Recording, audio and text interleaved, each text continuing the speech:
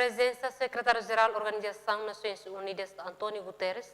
e a âmbito comemoração Tina Ronulo Reis em Lima, consulta popular, situação lá o Hakumate no PNTL Dili, lá resiste o caso Roma.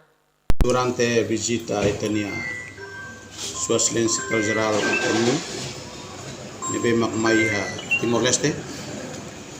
durante a situação lá dia, também é na apoio máximo você forças tarefas, PNTL ou FTL, nós aussi tenia comunidade sira, jovem sira nebe apoio contribuímos para a segurança. Então, o resultado durante a visita secretário-geral das Nações Unidas em Timor-Leste, botou lá o dia, segurança lá o dia, e durante a visita nemos lá o dia,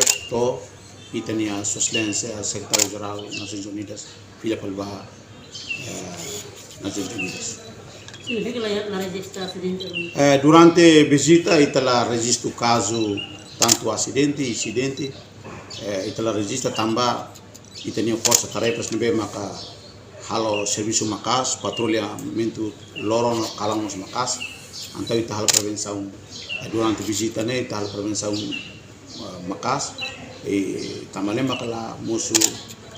caso acidente ou incidente rumah nebe musu durante visita.